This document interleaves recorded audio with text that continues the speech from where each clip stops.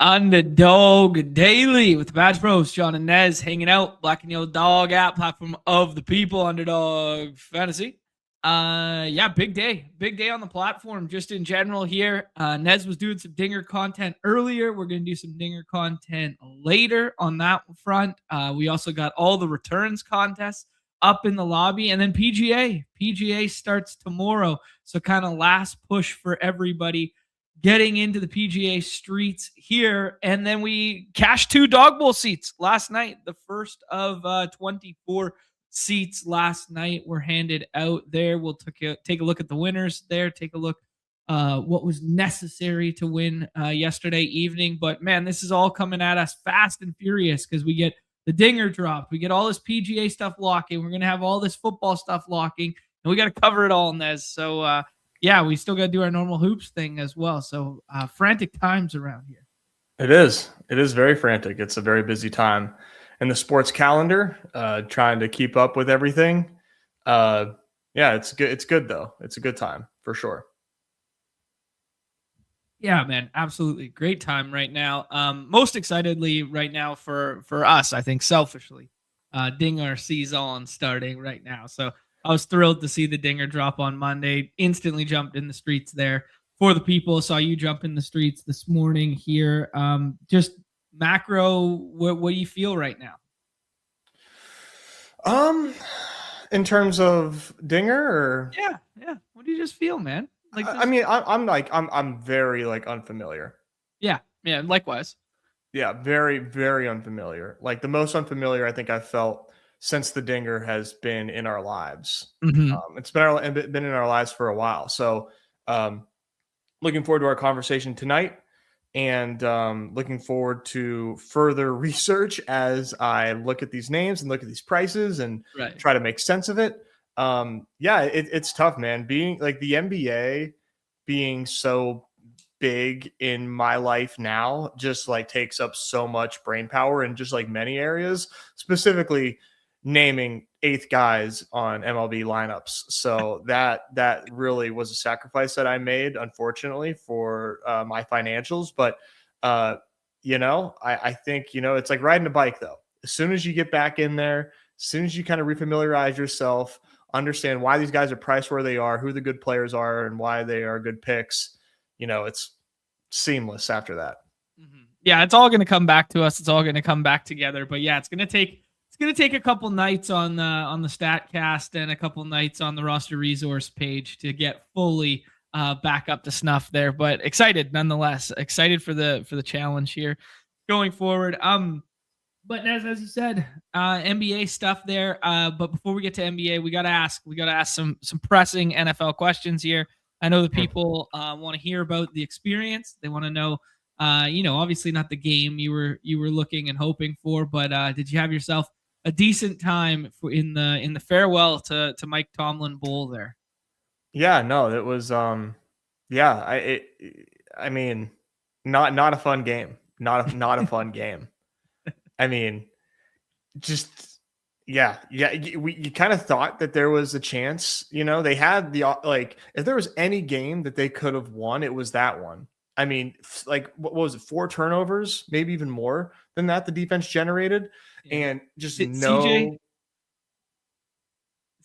hadn't had a fumble in the first half of a game all year, and you guys had 3 or something like that. You generated 3. Yeah, I was like, oh my God, man. All right, this is it. This is the script. This is what needs to happen in order to win this game. And you couldn't win that one. It was never going to be crazy stuff. It was a fun first quarter. Really felt good in the first quarter. And then quickly, things as soon as Woody Marks was generating 10-yard run after 10-yard run, I was like, oh yeah. Okay. Yeah, it's over. It's over. You Woody Marks' career day, that's not going to do it, man. You can't if Woody Marks is having a career day, it's over. Their defense is too good. That's exactly what they wanted to do and haven't been able to do it all season, but they could. They did it on Monday. Yeah.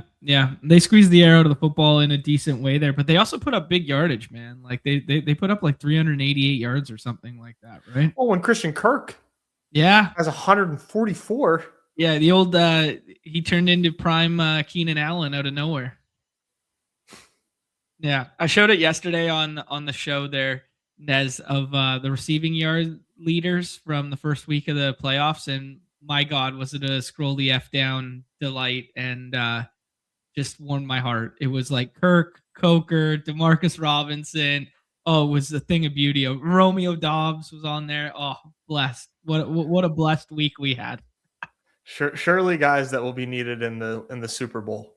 Yeah, surely. Car Park, what's up, my friend? Good to see you in the chat again there, buddy. PPR Tyler's been doing some baseball content. If you guys are starved for some dinger drafts, I saw he was doing a couple dinger drafts there as well. I'm feeling it, man. I'm feeling it that the dinger streets are going to come alive this evening. Line of scrimmage, Charlie saying good hair day for the fellas. Love to see it.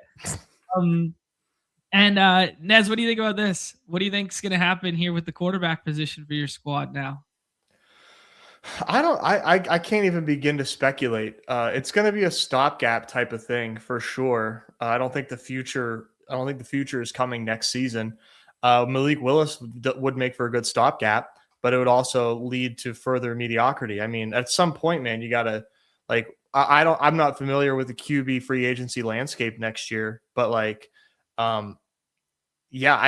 don't think that the future is on the free agent market. These guys rarely are.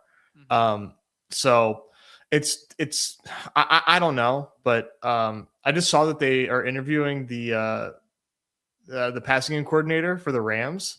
So Okay. that's pretty exciting. Sure. Yeah. Not bad. Not bad. Danny Dimes in big text. That's great. Mac Jones is a Colt for life. Mac Jones would actually be pretty good. The bidding for Mac Jones is going to be real for sure. Yeah, I think Jones or Malik Willis are probably the leaders right now. Yeah. No chance Rodgers stays, right? No way.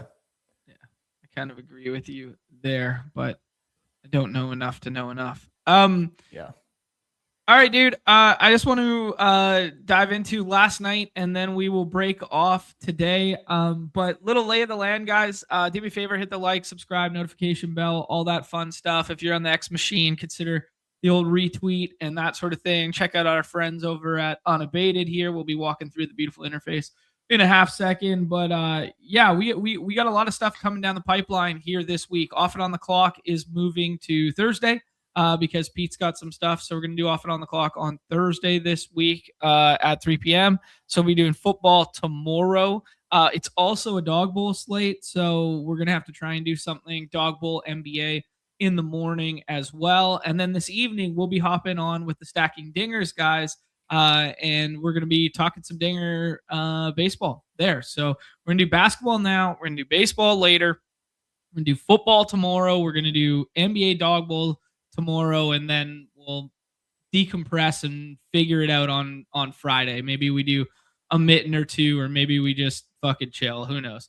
But yeah, we'll figure it out. But that's the lay of the land. You're gonna get tons of Badge Bros in the next 48 hours here, and if that's not enough for you, you could watch some baseball content from this morning where Nez jumped on with our friend Davis Maddock as well. So yeah. But this is going to be a hoop show, and the best place to start with hoops is with last night, because we got two dog bowl qualifiers coming out of there. Let me just reset this for everybody. Reminder here, the schedule is all the way up for you guys. Screen grab that. Go find it on the X machine, all that good stuff. But if you're looking to try and qualify, there was a little bit of overlay last night in the dog bowl qualifiers there. Your boy had a shot on a goal. I was touching ice while it was happening, but allegedly I was in the lead for a little bit of time there, and then got caught by the Luka and LeBron teams, and rightfully so, because I was team fade Luka and LeBron yesterday, so I ate my medicine there. But outside of that, yesterday's show aged fucking beautifully. We were one rebound away from a 22xer as well for the double with Jalen Smith there as well. So some true ball knower stuff. Bones Highland went nuke. Caleb Love scored more than 16 and a half there. We were all over it last night. It was a fun slate there. But here's the schedule, guys, for the dog bowl there. It is Tuesday, Thursday this week, and then Wednesday, Friday the following week, Wednesday, Friday the week after that. And then I can't remember what the 3rd and the 5th of February is, but you guys are all adults and you can find your calendars. I think that's when it flips back to Thursday to Tuesday, Thursday. So we're going to have them staggered one day apart for the next, 3 weeks. And then we're going to have the one random 9th one mixed in with the All-Star break there. So it'll be the 9th, and then it'll be a little bit of an All-Star break for us there. Anything to say about schedule and that sort of thing, Nez? No. Just last night was not. Of course, the first Dog Bowl qualifier was a BAM slate. That was really annoying. Yeah, I mean, if the homies watch the show, I said nobody's gonna like it, but this is a BAM slate, so I liked me some BAM last night, but it was classic. I think this happened last year, Nez, too, with the one of the first 2 NBA Dog Bowl qualifying slates being a somebody that is on the hashtag list slate. I think it was a BAM slate as well. It's never a BAM slate. Sometimes BAM gets there, but it's never a BAM slate. Well said. Well said. Let's take a look at the results from last night. Even when you're directionally accurate, guys, it's painful to chase these qualifiers. As you guys can see, an 11th place team only gets you $50 there. Pour one out for our guy Gumby, who's up here. I have no idea how to say this name. Carlos? Maybe just Carlos with H. Yeah, I think we're just going Carlos. Use your phonetics. I was like, why is there an H in here? I was like, all right. All right, there we go. Carlos, my guy, the non-Badger Carlos comes in here. This is a Luka, Jamal, LeBron in the first 3 rounds there. Jaden McDaniels, Ayton. So you needed 3 pieces from that LA game, and then Bam in the middle. Bam truly was like the separator there. I was fortunate enough to have a couple Jamal plus Luka teams, but didn't get there with those ones. And then shout out to Melo, 29 here. SGA actually outscores Luka on the slate. That was always the thesis there. It's kind of unfortunate the Giannis, just the doors got blown off too fast, too soon in that game. And then Giannis only ever played 28 minutes. Anyways. But yes, it is a little bit of, a little bit of, I was shocked that a Luka, Braun, and Ayton all together on one team, but there just wasn't a lot of big time scores in the last round. As you guys can see, like Dante with 24. I kept saying that the Minnesota guys were my favorite 6th rounders, and like Dante only got 26. Jaden McDaniels only got 32. So it was like we were kind of starved for scoring in the last round. The big thing you needed was that Bam one, and we joked yesterday about Vooch. I was like, if you need 40 points in the 4th round to win this thing, Vooch is your guy, and that's exactly what he gives you. He gives you 38.9, right? So. Yeah. But SGA, Jamal here, and LeBron were kind of like the necessary pieces, but Bam was really the needle mover in the 5th round. Yeah, it had to be Bam.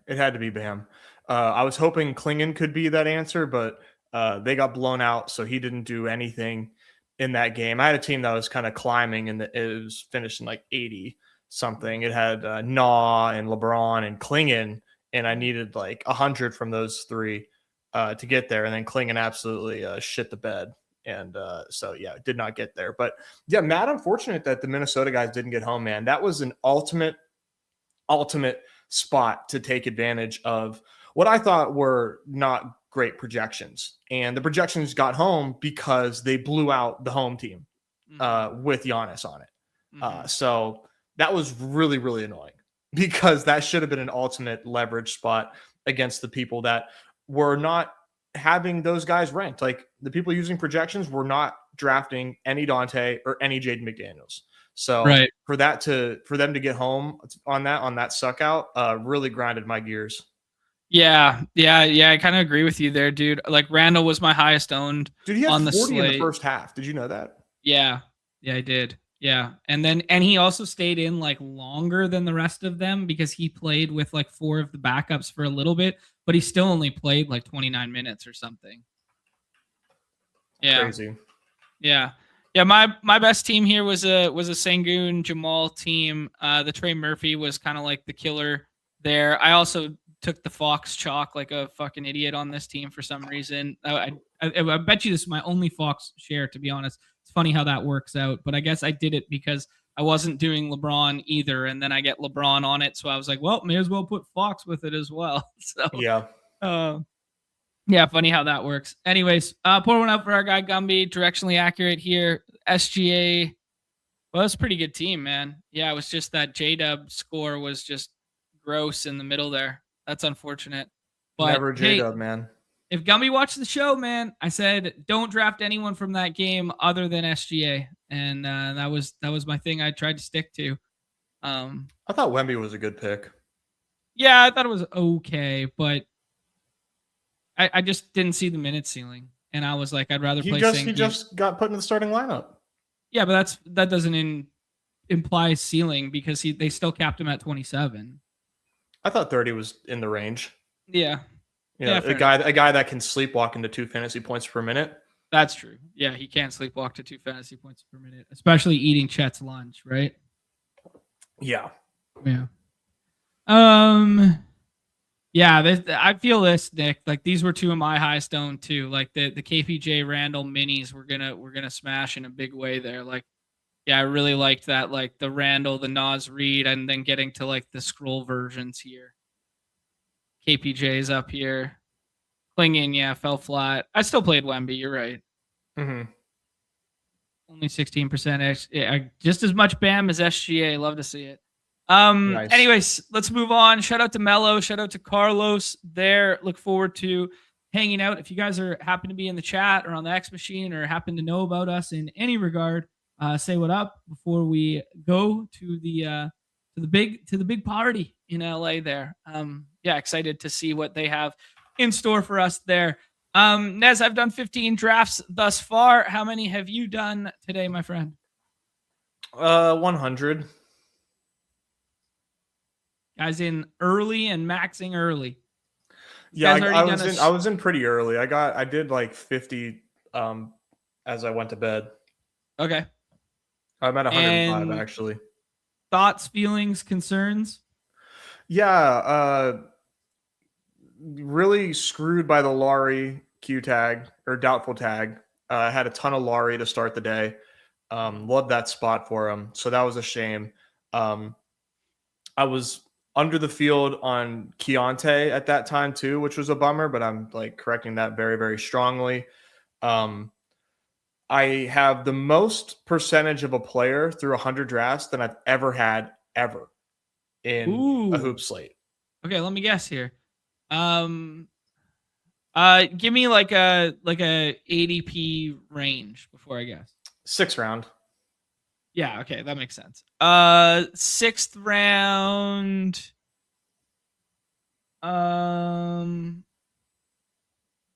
Okay, I'm gonna throw 3 of my favorite names at you. Okay.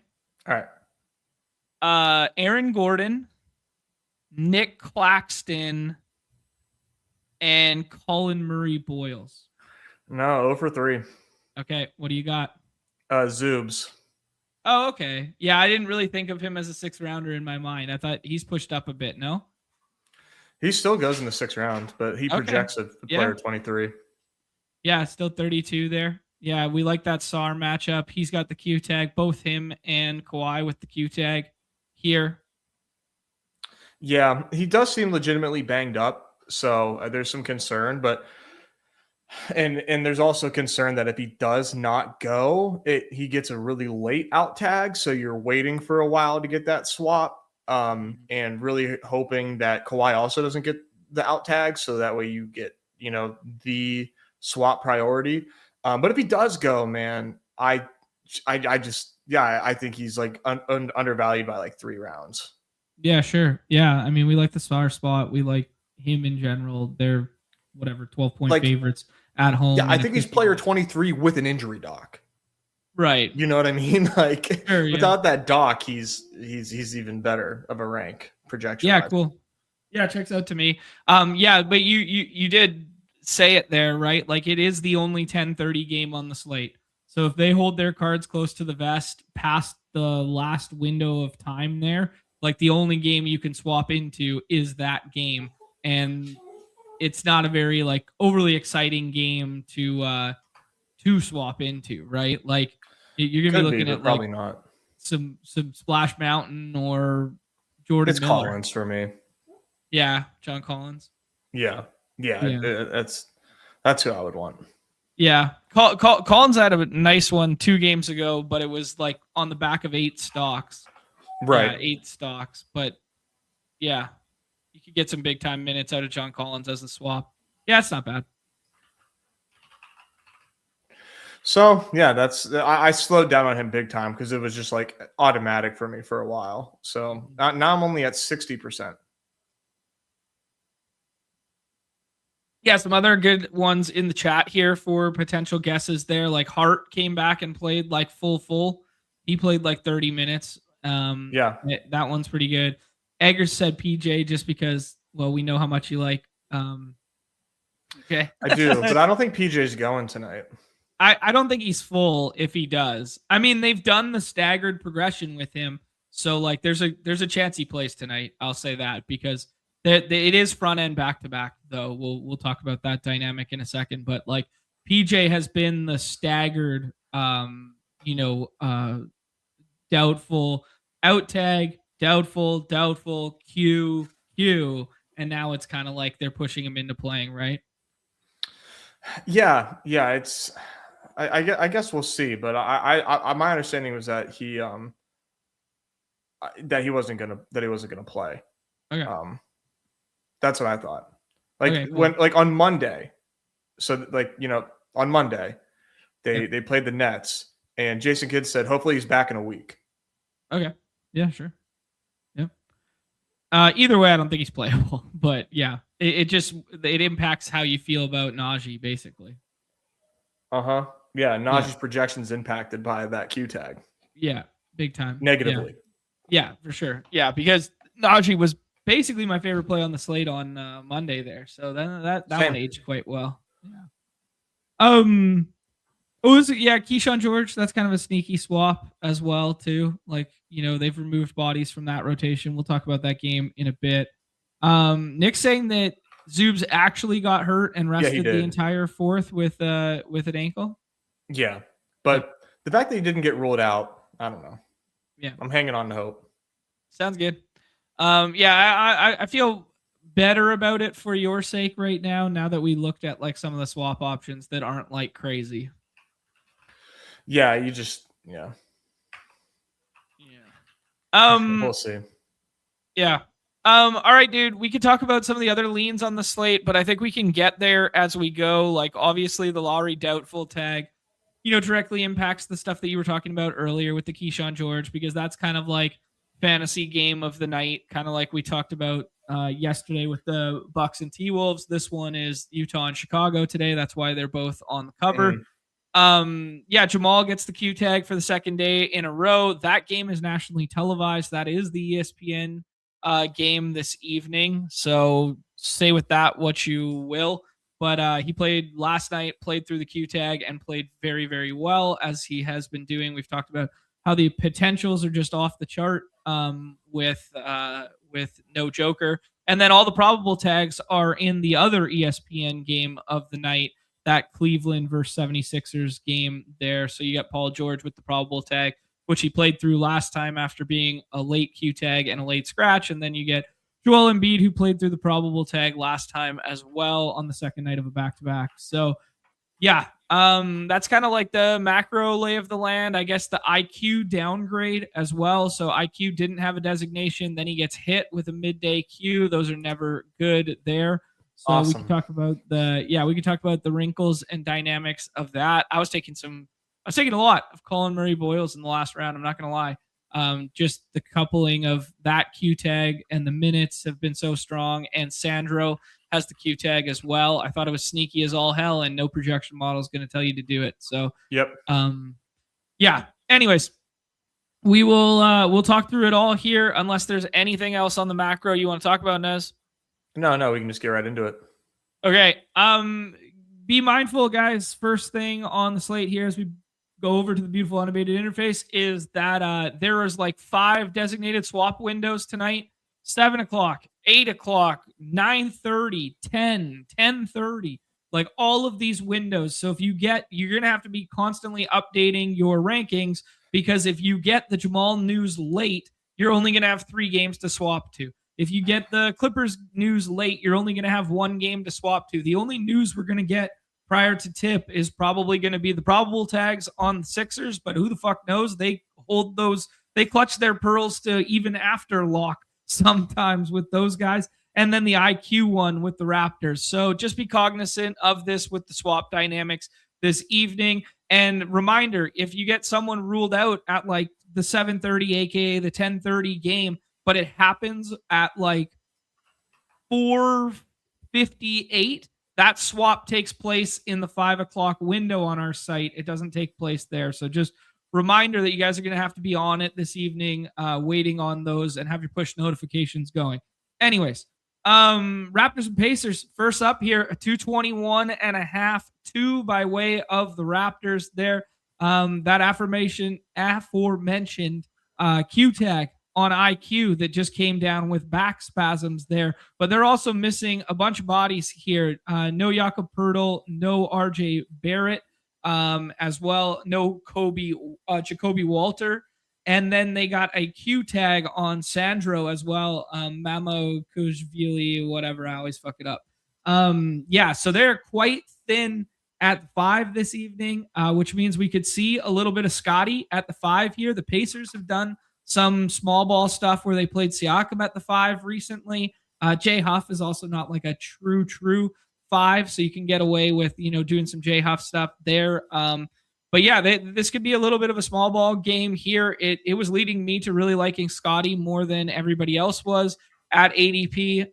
But yeah, and then on the Pacers side, we are dealing with the same situation we've been dealing with for quite some time here. No Isaiah Jackson, no Tyrese Halliburton, no Benedict Mathurin, no Obi Toppin, and then we have a questionable tag and a doubtful tag on the G Leaguers in Peter and Thompson there, who have factored into the rotation at times because Carlisle likes to run 11, 12 deep there. So yeah, thoughts on the Raptors here, Nez? Yeah, the IQ tag really, the IQ tag really kind of threw things for a loop for me. I loved IQ on this slate. Like, he just always kind of is underdrafted on these slates. And, now I'm not drafting him. I don't want to draft him for the swap. I'm not drafting him anymore. So I had 30% when that hit. Kind of devastating to the old portfolio there. So I pumped my brakes, and I haven't started taking Jamal Shed yet, but considering a swap there, if I'm able to game out these swaps, and it's like IQ is the only one that I am swapping, maybe I'll swap some Shed there. Haven't quite made that decision yet. I also am like mistakenly light on Brandon Ingram. I was drafting a bunch, and I just like straight up forgot to rank Brandon Ingram. So that's not good because he's a smash. He's a smash. So I'm like desperately trying to get my Brandon Ingram shares up in very creative ways. Because he's a smash now without IQ in there. Another ball handler, another scorer out. And Scotty too, kind of bearing the lead there. Scotty's obviously a high ADP pick, but like I think Scotty is player 5 or 6 for me. Without IQ. I like him more than Donovan Mitchell right now. Yeah, me too. Yeah. And then I think good. I think the hashtag models will agree with us if you toggle for IQ out, right? Like if you toggle IQ out and then you toggle Sandro out for the illness as well, like the models are going to love Scotty. Like Scotty came back from missing and played 50 or played 43 with that overtime game, right? Like, and that wasn't nearly as good a spot as this against the Sixers. Yeah, no. So Yeah, he's obviously like a great pick. And then you mentioned Colin Murray Boyle. Big fan of this kid. He's a bit, he's a forward, but like you said, Sandro, Q, and also kind of like low key phased out. CMB's played some really, really good basketball. We like bigs against the Pacers. CMB right now is a leader in the clubhouse as being like my lead swap right now. We'll see how that changes, but I think he's a really sick scroll. Like you said, models aren't going to point you to him, but like if you pay attention and like you read the signs here, like all signs point to CMB being an awesome play here, all factors considered. Yeah, he's a good defender too, so he gets some stock ceiling there, and like he doesn't draw like the tough assignment on defense all the time because they just put Scotty on those guys, you know. So it's actually kind of nice that he's like he's like help side. I don't know, like it's not a fair comp, but like the way he racks up stocks on the defensive end as like a help side defender reminds me of like early career JJJ. Yeah, pretty interesting comp. Yeah, like they stylistically they don't play all that similar, but like, yeah, I don't know, man. I've liked what I've seen with him because we get all. I mean, I get all the games obviously, but I get all the Raptors games nationally televised shoved down my throat. So I watch a decent amount of them, and yeah, I don't know. I'm like, man, this guy's having a breakout, and not enough people are talking about it. And the minutes have been so effing strong, man, because they're not afraid to play, small ball 5 with him. They're not afraid to play, him at the 4, Scotty at the 5 if they're playing against somebody else like that warrants it, like which is what tonight might be if you get small ball Siakam on the other side. Yeah, like he's not even like that small. He's a no, dude, yeah. Like he plays big. He's a really good player, man. You could see it from the jump. I mean, this rookie class, we say it all the time. This rookie class is loaded. This is an insane rookie class, and he's just one of the bright spots in this class as well. I mean, he can fucking play, man. You could see it from the jump that this kid was just like, yeah, he's got it. He's next up for Toronto. So really excited about him. Been waiting for a slate to play him, and this is like the first time where I'm really willing to take pretty decent stance on him. I got a ton of swaps to make, so I'm praying for this kid to show up and show out tonight. But yeah, pretty fun spot for him. Yeah, all in all, I think good synopsis is, we like Scotty a little bit more than ADP. We like BI more than ADP. And then you have some potentials for swaps and scrolls in Colin Murray Boyles and Jamal Shed here. The Shed stuff's interesting because obviously the potentials will go up huge from an assist rate standpoint with the handling role. Like he was already leading the team in that, and he's been starting alongside IQ. It'll look even better when IQ's not out there, and like you could see more of like this 37 minutes kind of stuff from him. But I don't know, it might still just lack ceiling for a 7-game slate. Yeah, perhaps. But he does assume a nice role when IQ is gone. Yeah, for sure. There's no Dante Moore's coming back to college. Yep, he just announced it. What the fuck? Why? Just go second overall in the draft, dude. Can't be a Jet. I mean, how much money do you think he makes in like a nil agreement to come back? Like, does he make north of 10 million? Yeah. Oh, okay, fine. I think so. College. I think so. Okay, go back to college. Fine. Yeah, it's maybe I'm wrong. But I was gonna say like double that. I was gonna say like 20. Yeah, because the 20 seems high, 10 seems fair. But I don't know. It's Oregon, right? It's Nike U, right? I don't know because why am I blanking on the Huskies kid, the UW kid? He got 5. So okay. Yeah, you're way closer than me. Yeah. Okay, let's talk about the Pacers here, dude. It's basically just Siakam and Nembhard getting drafted. Nembhard played through the Q tag last time out there, played really well there. Good to see the minutes. Strong coming off of a Q tag in that upset win over Boston without Jaylen Brown. Just 2 guys getting drafted here. Is there anybody else you'd be interested in? No. I think maybe Nesmith if you want to really get a scroll in there because like he's going to play a ton and could like maybe catch hot at 3. But like no, it's just these 2. Yeah, the Naismith thesis is always, hey, 29 minutes and he shoots 9 threes. Like that's the thesis, and it's not something I usually play. To be fair, like I'd be more interested in like the uptick in Jarris Walker's minutes recently and like the potential ceiling that we could see there. But like even that's probably a bridge too far.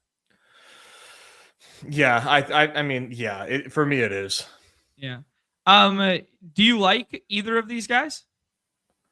I do. Yeah, I think. Yeah. I mean, I have Siakam behind ADP, but like I think he's fine. Okay. Revenge And I game. like Nemhard. I'm at the field on Nemhard. Yeah.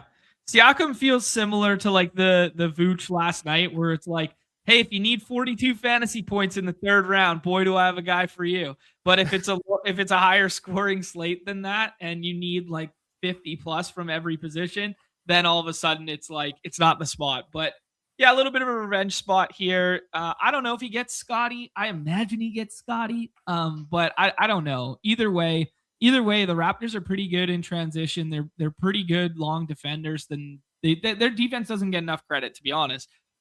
So yeah, it's not my favorite spot in the world, but I think both of these guys are fine this evening. And I think we'd be really gal braining if we went further than that on this slate for our game. Yeah, for sure. They're fine. Yeah, I am a little horned up for Jarris Walker though. I think this guy, I'm in on the Jarris Walker resurgence tour, getting like 29 minutes guy vibe here though. I love that for you. Nice.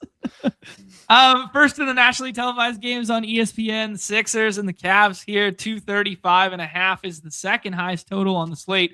Won by way of the 76ers over the Cavs. Who would have thought? Oh my goodness. That must mean the probable tags are playing this evening, because we have a situation where VJ Edgecombe, who plays all the minutes in all the world, has a probable tag. Joel Embiid has a probable tag.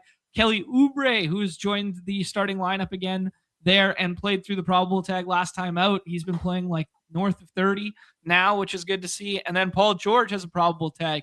So this is about as full as we've seen the Sixers, dude. And if you look at this team on paper, low-key kind of nice. Low-key kind of nice if they could stay healthy the rest of the season. Yeah.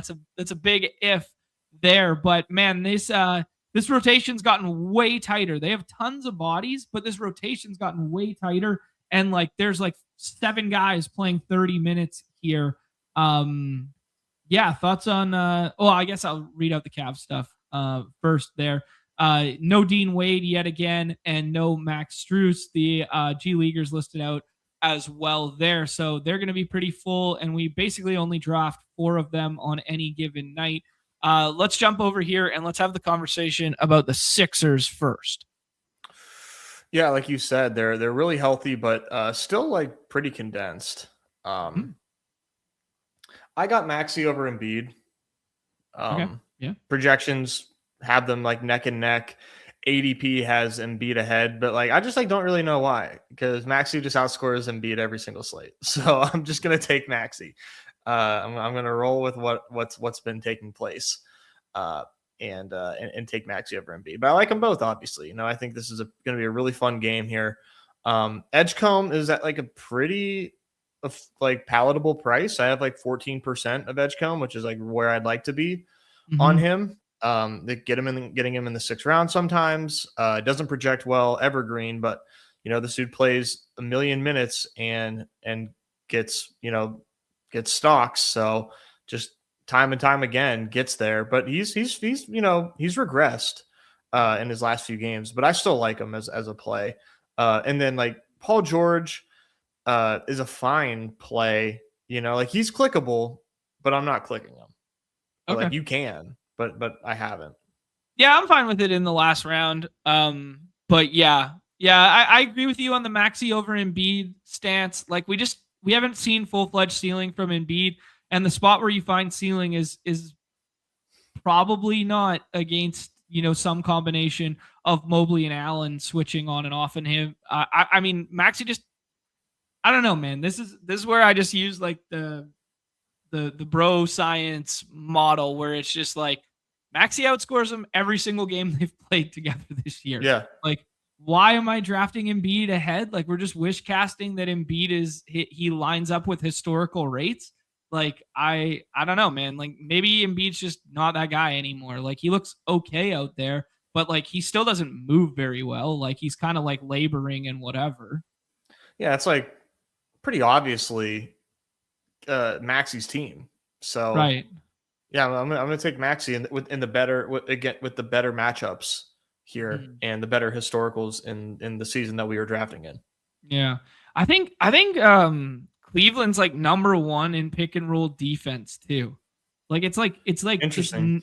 yeah, like it's not like an amazing spot like Embiid either, right? No, I don't think so. Yeah. Yeah, interesting stuff. But yeah, speaking to the rotation stuff there, if we bring up the popcorn machine, this is their first time since the Toronto stuff. They did do a touching Kyle Lowry. This was Monday night's game. They did a touching little Kyle Lowry comes off the bench in garbage time, gets the standing ovation from arguably the probably second greatest Raptor of all time. But it was nice that they did a little something like that for him at the end. So it looks like they played more bodies than they did, but that was pure garbage time. It's basically 9, dude. Like and Jabari Walker and Adem Bona are like pure backup run, like 13, 15-minute guys. So you can see in like a decently competitive game that like Paul George would have closed and played 30. VJ would have played 33 and a half plus a little bit mixed in there if they didn't go with the Kelly Oubre closing lineup. Kelly Oubre can cut in and go 30. Dominic Barlow is like kind of hit or miss and is like the starter who's going to play like the least, I guess. And they might find a spot in the future to just start Kelly O over him. But they like what they're doing here thus far. Embiid was on pace for like 36, 37, 38 almost. Maxi the same. So, like, man, it's really encouraging for the starters here, and it's way more fantasy friendly than it was. I'm a little bit scared that VJ gets cut into by like Kelly getting expanded, and if or Quentin Grimes gets hot off the bench, like where do the minutes come at the expense of? Well, it's Barlow or VJ Edgecombe, right? So those are like the push pull dynamics. But man, they are running this hella tight, and it makes it a lot more fun for us drafting back end Sixers pieces. Yeah, it absolutely does. Shout out to Nick Nurse. Yeah, he's trying to save his job out here. All right, let's go to the Cleveland side. It's basically only 3 guys to pick. Although the ETR guys were hyping up the fact that the coach was wearing Sam Morrill's jersey at shoot around last time out, and Sam Morrill's been getting so much love from the coaching staff and the team, but it's just not playable on our site. But it is cutting into the Jalen Tyson ceiling and the DeAndre Hunter off the bench ceiling there, which is seemingly not existent. Lonzo Ball's getting cut in a big way. Yeah, I think it's just these 4, and I think it's a little rich at ADP today, just in general. But I'll hear you out. No, I mean I think Garland is like okay. I like Mitchell, but like I have Scotty over him now. I'm just Mobley falls. I'll take Mobley at like pick 15. But like otherwise, like I'm way off Mobley. I'm just like done trying to get Mobley right. I'll just fade him. Yeah. Which I thought I had a real famous nice fade words. on him on Monday. Had a real nice fade on him for one half of basketball on Monday. And then he went big time nuke in the second half and was the guy you needed with like 56 fantasy points or something like that. But yeah, any Jared Allen for you? Or were you taking Zoobs over Jared Allen? Is that why you I had like I don't even know that I have like Jared Allen ranked. Okay. Yeah, just never Jared Allen. Mm-mm. No, yeah. I don't know what to do with this Cavs team, man. I just think they just seem very, very lost at the moment. Mm-hmm. Yeah. I mean, I love the Garland role. Like Garland's role has been phenomenal. Like yeah. Garland's potentials, Garland's like Garland's role right now is arguably better than Donovan's. Obviously, he's not the same player or the same scorer, but like, man, this Garland role has been big, nice, and I'm happy going to the Garland well, especially if other people aren't going to. But like, yeah, I know what you mean, man. Like, it's really hard to just Like, I think all 4 are just like a really good bet for like 40 fantasy points. Like, and it's just kind of like if we just set like a median projection at like 35 or something for all 4 of these guys, like I would take 3 out of 4 of them to score more than 35 fantasy points tonight. You know what I mean? Like I would like that. It's the second highest total on the slate. They're going to play big time minutes if it plays to the spread. The problem is I don't know which 3 it's going to be, and I don't know if it's going to be price point adjusted what I want to play versus the other plays that are around them. Right. Yeah, I think I would rank it in terms of like how I like the guys that I like at cost. Probably Donovan, Garland, Mobley, Allen. Maybe Garland over Mitchell. Yeah. But yeah, I don't know, man. Maybe I just need to like adjust my thoughts here. But like I understand like the total is high and all that, but like I don't know, man. This Cavs team's just got a stench to them. Mm-hmm. Yeah. Yes, sir. Yeah, tough one to talk about tonight for sure. It's also a sour taste in our mouths when they fell flat on their face against Utah too. Like, they were down 24-6 in the first quarter against Utah last time out. So that's living like rent free in my head right now too, right? Yeah, that's ridiculous. Yeah, like it was like, oh man, we had such a smash spot for these guys and they let us down last time out. Now what? All right, dude, let's keep pushing here. We got Pels and Nets up next there, 228.5, one by way of the Nets here. Are we still waiting on a Pels full injury report, or did we get that? No, we got it. We got it. Okay, cool. Yeah, I was sneakily thinking we were going to get more because I only got a Herb Jones out in the alert, and I was like, okay, maybe they just haven't fully filed yet, and they just someone on Twitter put that one out there. But yeah, by the looks of it, we're looking pretty good on the back-to-back there. No designation for Zion, no designation for Queen or Trey Murphy, who's playing all the minutes in all the world right now. Jose Alvarado has an out tag here. Herb Jones has an out tag. And DeJounte Murray has an out tag on the other side of the equation there with the Brooklyn Nets. G Leaguers listed out. Zaire Williams listed out with an illness. And Haywood Highsmith, who I believe I still don't think he's played, right? Like maybe he played like one game and then got injured and still hasn't played. But Miami Heat legend Haywood Highsmith. Yeah, dude, what do you like here? Because basically there's 2 guys getting drafted on the Nets side, and then there's a bunch of push down Pelicans relative to their ADPs relative to what we think their projection will be because people are basically saying, hey, we were hedging against the injury report. And now we know that the Pelicans guys are most likely going to play basketball this evening here. I was kind of surprised also no designation for Sadiq Bey. Sadiq Bey, first game back, goes straight into the starting lineup, goes 31 minutes, and then doesn't get a designation on the second night of a back-to-back. Talked about it yesterday, how Sadiq Bey could cut it into the rates and especially the rebounding rates of some of these guys and just cannibalize, the ceilings. But yeah, thoughts on the Pels side first. Yeah, I mean, Zion is a really nice ADP here. Haven't seen like a major ceiling on Zion this season necessarily, but the ADP is very nice for Zion here. Zion, so, yeah, I'm at like 22%. Zion and Trey Murphy is the 3rd and 4th round version of Maxey and Embiid of my generation. Why you like Trey Murphy more than Zion? He outscores him every single night, the same way Maxey outscores Embiid every single night, but they always get projected the other way around. And he plays 5 more minutes a night than him. Yeah, no, that's very fair. I mean, Trey's on a roll right now, man. Trey has been balling for sure. So yeah, I think that's totally fair. I think I have way more Zion than Trey. So and probably rightfully so. But like, yeah, it's just a funny comparison that came to mind. Yeah, Trey. I'm very like Trey. And then Queen, I'm also really like Queen as well. just because of the 6-rounders that I like more. I have not like 5 Queen teams right now. I like Queen. I think Queen has an awesome game, but I'm just like kind of, I don't know, man. This Nets team just plays better defense than I think people realize.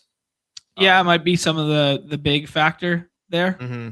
Yeah, like just like Claxton, not necessarily the greatest rim protector in the world, like back when we thought he was going to be like the next Evan Mobley or whatever. Like people thought he was going to be like defensive player of the year style, like candidate guy. But like still a big paint body kind of deal. Right. So yeah, the Pelicans I'm not like overly high on right now. We'll see. We'll see if that kills me. It probably will. But I don't have a ton of the Pelicans side of this game. I have a lot. Okay. I have a lot of the Nets. Okay, cool. Yeah, we'll move over to the Nets in a half second there. We like playing bigs against the Pelicans just in general. I don't know if that changes ever so slightly with Sadiq Bey out there now, like now that they just kind of got like all 3 of them back. But yeah, in general, like we just as a general rule of thumb, we like playing, like paint attacking guys against this team. Any love for Jordan Poole, who played mid 30s minutes the last time they had a back-to-back? No. Yeah. Wow, I undersold him. He played 38 in the back-to-back against Atlanta. Wow. Yeah. Yeah, no, not for me. Sounds good. Let's talk about the Nets side of the ball here. Michael Porter Jr. has a frothy ADP. Pour one out for my guy Nez. He probably would have won Monday's slate with the super GM team if it was not for Michael Porter Jr. in the 3rd round there. And we got Claxton as well, who's getting some big time love here. Cam Thomas still a little capped. Noah Clowney basically just catch and shoot in the last round there. Darren Sharp had a really nice game over the weekend there. He had 2 in a row actually, but most notably that Memphis game was a really nice game there. But I think it's probably just 2 of the Nets guys here, or do you like more than that, Nez? First off, that was not a GM team. That was a team drafted early in the day. Yeah, it was that night before. The night before. Yeah, that's GM. Those guys were at ADP when I drafted them. That's still GM when you get closing line value. I thought GM has to be like value in the moment. I don't know. I think it's like, I don't know. Maybe. Yeah, I guess. It feels derogatory when you say I had a GM as though like. Well, you're probably the only dude backwards into that. Well, you're probably the only dude in the contest who had Peyton Pritchard and who was the other guy at like 27 or whatever paired with Luka. Yeah, Nurk paired with Yeah. That was probably one of one. I think it's fair to call it a GM if it's one of one in the tournament. Well, I'm not complaining about 4th place, but that the 1st place could have really, healed my Steeler wounds that night. But the Pelican, the Nets though. I've got a lot of MPJ, and I've got a lot of Claxton as well here. It's just these 2 for me, but I love both these guys in this spot. Michael Porter Jr. is just a machine, man. He's just so good. 40 fantasy points, just like lock it up. Claxton, big ceiling today, man. Bigs against Pelicans has been something that I've been attacking all year long, and I think Claxton has monster ceiling here today. Dude, fairly underdrafted. Okay. I don't want to get this wrong. I'll look it up just to make sure. But I heard it somewhere on the X machine. Laurie Markkinen officially out. We knew that was coming. The Claxton leads the team in potential assists. What? Yeah. Like I'm pretty like certain here that like they're running so much on the offensive end through him. That's wild. I did not know that. Okay, let me just make sure. It might have been like a segmented stat where like the offense has shifted and now they're like, oh, he's, in the last 5 games or something like that. But let's make sure here. Okay, potentials. Okay, so Igor Demon technically leads with 7.7, but Nick Claxton is second with 7.5. Wow. Yeah. I mean, like I'm not factoring that in at all whenever I'm drafting this guy. So that's wild. I mean, yeah, he just had a double double against the Pelicans the last time they played, or triple Yeah. double. I mean, like look at that, man. Leading, and like obviously Igor's not there this evening. I said that right in the. Did I do the? yeah, Oh no, he is there this evening. My bad. It was Yegor, Yegor. Yeah, my bad. Yegor. Dioman. Um. Yeah. Anyways, I just thought that was crazy. Yeah, so all the more reason to like this guy Nick Claxton, man. He plays really well with Porter too. Like maybe that's where like half the assists are coming from is like, ball in, ball out. Yeah, but yeah, in it the old in and out and knock a three kind of thing.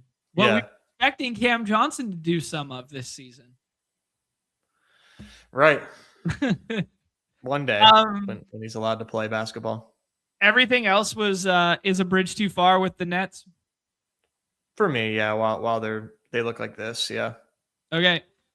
Super duper bad basketball game of the night, aka super duper awesome fantasy game of the night. Here, the Utah Jazz as a road dog here. Bulls as 4.5 favorites at home. There, a 241.5.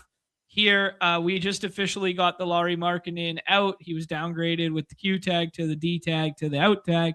Now, on the Jazz side, G Leaguers listed out. Kev Love listed out for some rest here. Obviously, no George Niang, Walker Kessler, and Lauri Markkanen there. On the Bulls side, man, they continue to be thin at the big position there with no Zach Collins and then no Giddey, who's their kind of like lead usage guy. G Leaguers listed out, and then Julian Phillips with the Q tag here. Yeah, dude. I put this game on the cover because I just thought it was fun. But yeah, let's talk about it here. Maybe let's go with the Chicago side first here because we get Kobe White coming back in here. This is the other team on the back end back-to-back this evening. Kobe White did not play last night. So Pelicans are on the back end back-to-back. Denver's on the back end back-to-back. And Chicago is on the back end back-to-back here. Yeah, Vooch gave you his 40 fantasy points last night, as he is prone to do. Buzelis was not in a great spot last night, but he played the most minutes in which he's played all year, I believe. All year non-overtime game. I think that's what I read. 36 minutes there. Trey Jones had a monster night last night. 47 fantasy points in 27 minutes with that lead handling role and starting without Kobe White there. Yeah, dude. Jalen Smith ended up starting. They started big last night. So, yeah, I was in on that, but I don't know that they have to do that again here, especially after he played north of 30 last night. So it's Vooch going every single time, and then it's kind of like a scatter shot of these other guys. How are you treating it? Yeah, I got a lot of Vooch. What is my actual percentage? 22% Vooch for me right now. Bigs against the Jazz. Vooch being, one of the primary scorers here. Seems good, man. People don't like Vooch. Very fair ADP for him. So 20% it is for me. Buzelis, I'm pretty light on, but I get it. I'll work him in as a scroll. If he's going to be 50% drafted, very good pick there. And then limited Kobe, I still like. I like Kobe White here. I'm at like 10% Kobe White. But he looks really, really nice tonight, even in this, in limited capacity. I think Kobe has a pretty nice floor. Do you remember what the wording was the last time against Dallas when he got listed active, and then there was like a note in both the Unabated and ETR Discords? There was like a note that said, limited to X amount of minutes. And I think he surpassed that number in his first time back after 2 games. Do you remember seeing it? No, they said 24-26 on Yeah, the 8th. yeah, there you go. So 24-26, and he played 28. So it's kind of like, oh, okay. So if you're Yeah. willing to do that, and then you rested him the front end, now you bring him out on the back end here, prime matchup for handlers against Utah. Like, give me some of this. I don't know, man. He loves to get his up when Giddy's not there. Trey Jones got his last night. Now it's my turn to get mine tonight, kind of vibe. I like this Kobe White play. Yeah. He's pretty much always there in the 6th round, which is nice. Yeah, like 30 minutes of Kobe White in the highest total game on the slate could get it done. Absolutely. Yeah. Yeah, I mean, here's the tough one. Like, what if you just take Trey Jones instead and just play like, yeah, what happened last night happens again.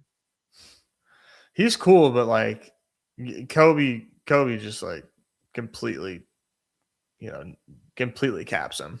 Mm-hmm. Yeah. Anybody else you'd be interested in? I don't think they start Jalen Smith again, but Sticks is always fun when he gets the start and plays big minutes. Probably not slate winning fun though, but he played 36 last night. Wow.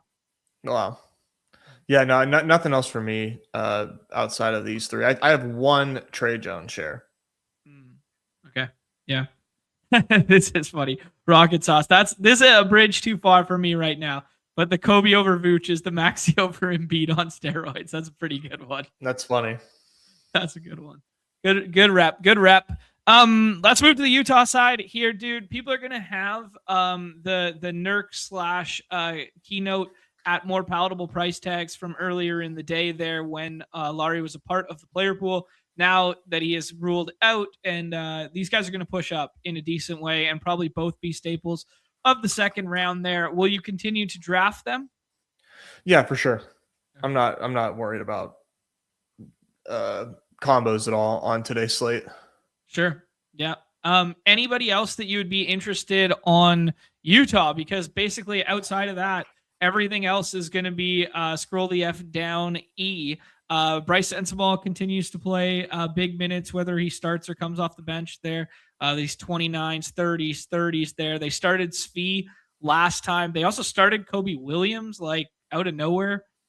Which game was that? That was, I can't remember which of those last two it was.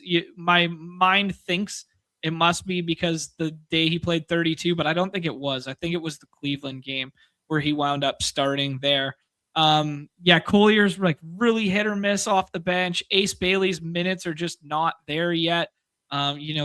15 last time out, which I guess is encouraging, but like this is not what we signed up for. Anybody else, dude? No, not All for right. me. No. Yeah.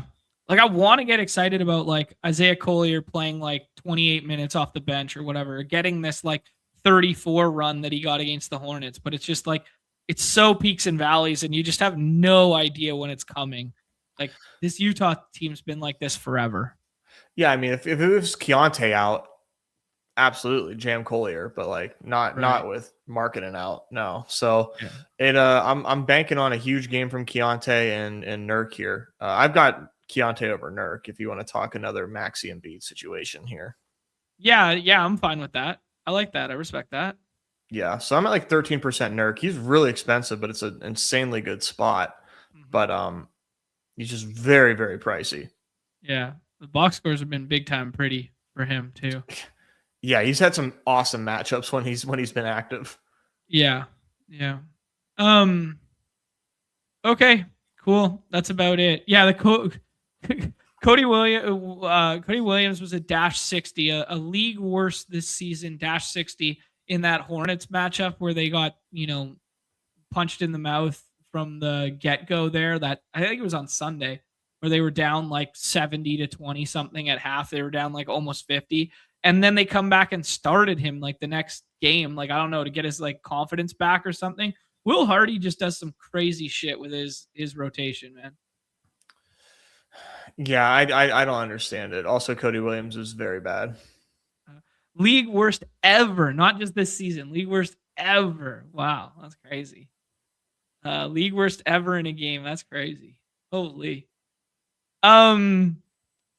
All right, dude, let's keep going here. Nuggets and Mavs, the second of the ESPN doubleheader nationally televised games here. 2.5 for your local Dallas Mavericks team there, Nez. A 224 total in this one. Injury report came in on the back-to-back Nuggets here. And we talked about how Jamal Murray played through the Q tag last night, played so effing well, and the role has been phenomenal without Joker. This team's actually been pretty decent without Joker too. I think they're like 4-3 since Joker's gone down, maybe 5-2, Yeah. 5-3, something like that. Like, yeah, they've actually been like pretty decent, and they've had like a lot of bodies in and out. Yeah, but they're gonna have no Christian Brown this evening. Bruce Brown has a Q tag here, and so does Jamal Murray. Probable tag on Spencer Jones and Aaron Gordon, and then obviously no Cam Johnson, no Joker, and no Jonas Valanciunas this evening on that side. And then the Mavericks side, we had that weird situation yesterday with Anthony Davis where he's a trade asset, then he's not a trade asset, then he's going to have surgery, then he's done for the year, then now he's going to miss a minimum of 6 weeks. I have no idea what to believe out of the Dallas camp when it comes to anything Anthony Davis related here. But we have a we have a Max Christie illness doubtful tag here, and that's going to open up some big minutes and a starting spot there as well. They started, I was going to say Will Hardy. They started Jaden Hardy the other night in the absence of PJ Washington and Brandon Williams. We thought they were going to start Ryan Nembhard, or at least I did on the program. Yeah, who knows? We'll talk about what could happen with no Max Christie this evening. But Musa Cisse is with the G League two-way, but has a Q tag for this evening. Same is true for Miles Kelly. And then there's Q tags on PJ Washington and Brandon Williams. Derek Lively also out here, obviously, for the entirety of the season. No designation for Gafford. Yeah, Cooper Flag, basically the high ADP here. And that's kind of it on the Dallas side. Najee Marshall, beautiful box score from last time out, and people are going to start drafting him in the 6th round there because of it. But yeah, thoughts in general here. I'm really light Flag and Marshall. Okay. I mean, not really light. I've 15% Cooper Flag. Just because, you know, I've got Keontae there, I've got Kawhi there, Michael Porter Jr. But Flag, you know, is in line to have a huge game. So, you know, 15% it is. Keontae or Flag?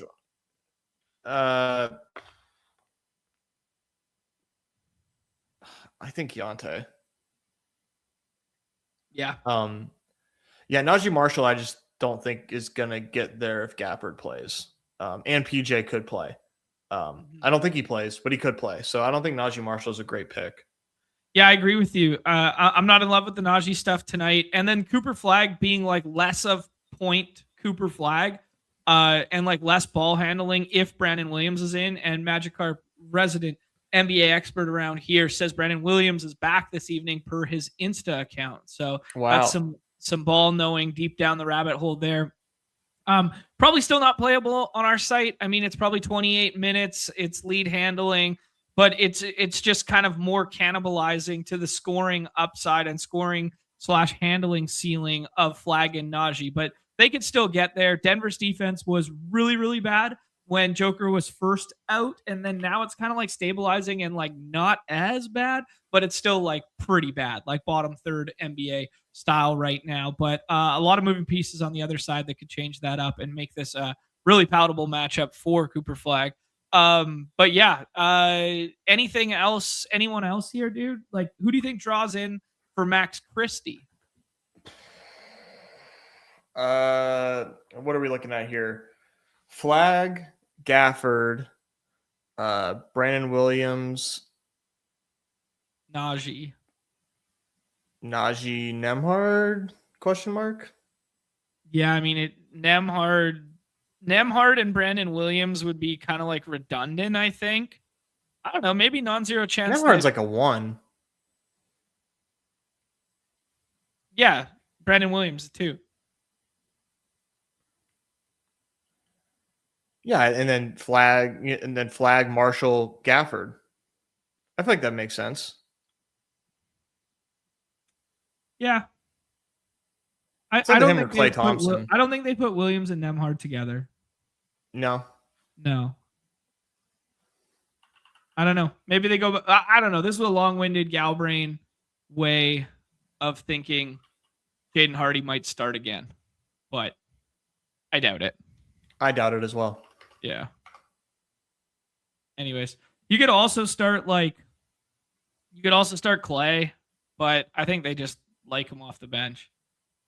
I'd be curious to see. I'll look up the unabated notes right now. I'd be curious to see if they have any alpha on what they think Dallas will do. I think they think PJ is going to play. Here we go. Okay, Fam's notes. Should be Klay if PJ is out. Last spot up in the air between Nembhard, Hardy, and Williams. Yeah, so they view it similarly to me, where it's like they view that as one spot. So then they think Klay would go in for PJ. So the locks are Najee, Flag, and Gafford. Yeah. Okay, cool. Not yet, Eggers. We talked about this yesterday. Not yet. We're not checking advance rates just yet. I know ball. All I know is ball. Never seen this guy before. Classic. Oh, good, clean fun. Let's talk about the Nuggets side, dude. Do you have a lean on Jamal this evening? I think he goes. Yeah. Pretty sure what's happening right now is more so I think the ankle at this point is like they're not too concerned about it. Okay. Maybe after this game on the back it's a problem, but I think it's more so like a conditioning issue with the illness, but I could be wrong. I know for a while that's what they were really concerned about. Okay. Interesting. Yeah, the designation is that left ankle that he's been listed with so many effing times. So yeah. And then I think he plays. Okay. Cool. Aaron Gordon saw a tick up and got up to 31 in that Giannis matchups, hovered around 30 last night in what was low-key a little bit of a smash spot for him. He's playing some small ball 5 stuff. Peyton Watson continues to just pump beautiful box scores out there every single night, regardless of matchup, regardless of who they're playing against, and he's playing big-ass minutes. This is like a kind of like a VJ Edgecombe situation where it's like he never is going to project as well as his ADP is on the site, but also you just keep clicking him because you know he'll project there if Jamal gets downgraded and is out here, but he's also just producing in a big, big way. So yeah, I think Jalen Pickett will be they started him alongside Jamal, but he would be like kind of like a 1-for-1 replacement in terms of minutes for Jamal for your swap equity stuff. If Jamal can't go this evening, like Pickett would come into play as like the perfect swap. But yeah, I don't know, man. I'm good with these two, and I'm good with Aaron Gordon in the last round. Yeah, I love Aaron Gordon in the last round. I have, let's see here, 7% Jamal Murray because I was anticipating a Q tag, so hopefully I can get some falling Jamal for my final 45 there. 9% Peyton Watson as well. He just goes so goddamn early. Like I don't even think it's like I just want him a few picks after ADP, just a few. But like he goes like ahead of ADP, and I mean, can you blame people? Like 41, 45, 51, 40, 54. I get it, man. But like sanity. Yeah. And then 15% Aaron Gordon right now. So not a ton of these guys, but like, yeah, I'd like to have more. I would like to have more because I like taking teams against Dallas. But if PJ's back, that changes the dynamic a little bit. That's a good shout, man. Yeah, PJ does, even if PJ's only out there for like 28 minutes in like his return, like PJ, like we talked about the PJ dynamic for like some of these handling wings and stuff like that. It makes the spot like way uglier for like Aaron Gordon. It does for sure. Yeah, thoughts on size here this evening? Like, does Gordon start at the 5 again, or is he like too undersized to do that against Gafford? No, I think he does. Okay. Yeah. It could be a little bit of a Zeke Najee spot after, last night. Yeah. Yeah, very well could be. 22, play like 27 or 31. Yeah, I mean, it's probably a bridge too far in our games, but like, don't sleep on a little Zeke Najee doing a little something in the pick'em lobbies tonight. Yeah, they've kind of iced Holmes, right? Like Darren Holmes hasn't really been playing. Yeah, not complete nothing burgers. Yeah, I wouldn't sleep on a little Zeke Najee tonight, guys. Yeah, Gordon will be fine. Gafford stinks. Yes, I know. Gafford is the OG flowchart. So yeah. Okay, dude, I think that's pretty good. They're basically only 5 draftable players, but Pickett would be swap viable for the Jamal stuff. And then I got a little win for Zeke Najee this evening. I don't know. Could be a nice little spot on the back-to-back when he played the lesser of the minutes previously there. And, Gordon's kind of still soft capped at that 30 range. All right, dude, let's keep moving here. Knicks and Kings. Knicks are 11-point favorites on the road here. 231 there. The Kings coming off back-to-back big wins. They beat the Lakers and they beat the Rockets earlier this week. I think their Kings are like a 5-7 situation right now where they're playing like a lot of games in a short window of time here, but they played well the last 2 times out, beating 2 playoff teams. And both those teams were at full. So, pretty inspiring there for the Sacramento Kings. In terms of injury report stuff, the Knicks have no Landry Shamet this evening. That's kind of like all that matters for our sake there. And then the Kings are playing without Keegan Murray still. He is out, and without Sabonis. And then Dennis Schroeder is also suspended for 1 more game. He will be back next game. I believe... Let me just confirm. Is this front end back-to-back for the Kings? It is not. It's front end back-to-back for the Knicks. The Knicks play the Warriors tomorrow night. So they go to Golden State tomorrow night. Dallas and Utah are on front end back-to-backs as well. So just wanted to get that one out there. Let's talk about the Kings side first here. It is always Russell Westbrook, a.k.a. Russell Westbrick. Going. DeMar DeRozan went off in a big way on Monday night slate, Tuesday night slate, one of the two. Monday night slate. I get my days mixed up now.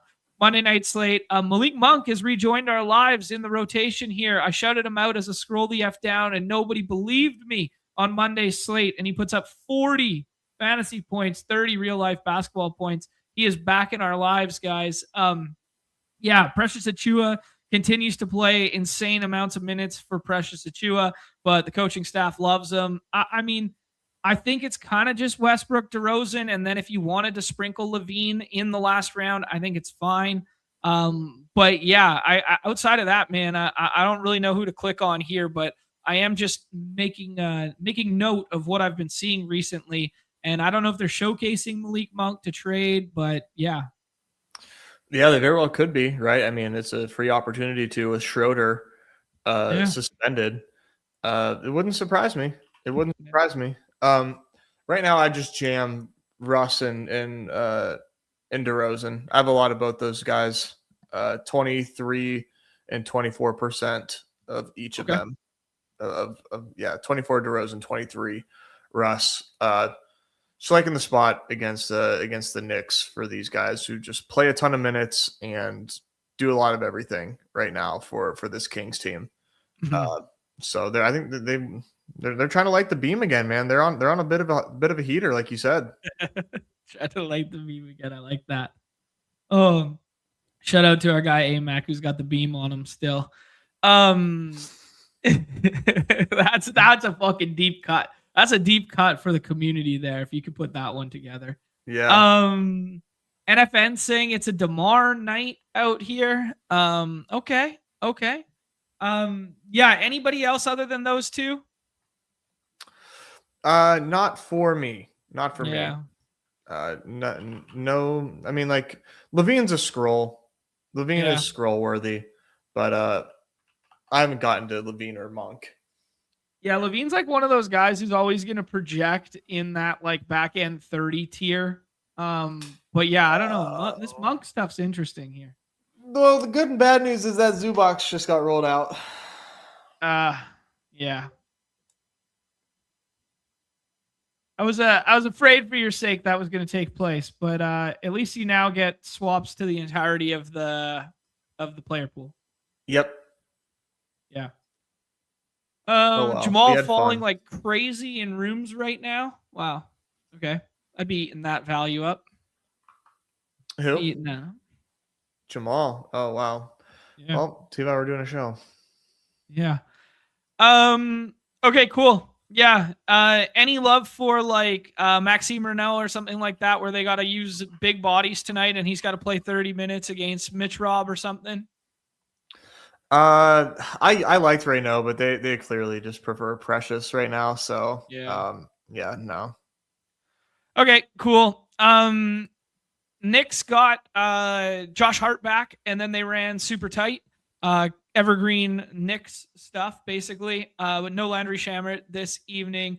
They haven't been doing the double big starting alongside each other, which is, we've talked about this so much, how we prefer when Mitch Robb plays off the bench and plays like, his 22 minutes to 25 minutes and Cat gets to play the 5. I like Cat so much better when he's playing the 5. Interesting, Cat didn't close the other night. I don't know if something happened, but Cat didn't close against Portland the other night. I did not watch that basketball game, so I would love to hear from somebody else in the chat if you guys got some insight. But they did like this. They did this. Look at this. So they only played 1, 2, 3, 4, 5, 6, 7, 8, 9 total. They played everybody super condensed in a lot of minutes. 35 for Miles McBride, and they played like small. I don't know. Did they just play Klingon off the floor? No, Klingon was still out there. Caleb Love, they closed with Jrue Holiday and Denny Avdia. So I don't know, man. That's interesting. That's really weird. Yeah.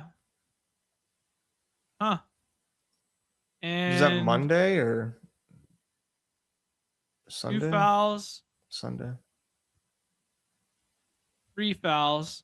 4. He had 4 fouls. He only had 4 though? Huh. Yeah. Mitch just had extended 4th run because he was playing well. Okay. Wow.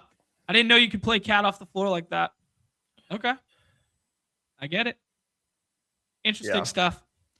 But I guess the most encouraging thing here to say is just that, they're pretty back to being the ball club that we anticipated at the start of the year here. And that means, guys are going to cannibalize one another a little bit, which brings all their ADPs a little bit more down, but it brings like 3 late end guys into play in our lives here. So I don't know. What are your feelings on the high end ADPs? Because we always talk about being Brunson over Cat. But the Cat thing is so funny. It happens every single night, and I don't know why the Underdog projection provider like thinks that Cat is like God's gift to basketball, because Cat gets projected as like ADP 2 if you were ever in the layup line without ADP. Cat has a 45.9 projection. There are not many guys that have greater projections than that. So he opens as a high ADP and he stays there even though he just doesn't deserve it. And that's why he's there right now. Cat should be going at like the 2-3 turn. Cat is the Randy Arozarena of our generation. If you know, you know. Sure. Like it's just so silly, man. So as far as talent, I have 6 shares across 138 total drafts of Karl Anthony Towns, because it's just bad. Like Brunson outprojects him every single night. Yeah. Precious Achua revenge spot too. Precious is gonna get his against Cat tonight, huh? Oh, a whole those 20 fantasy points, man. He's gonna absolutely get home. I don't have enough Josh Hart.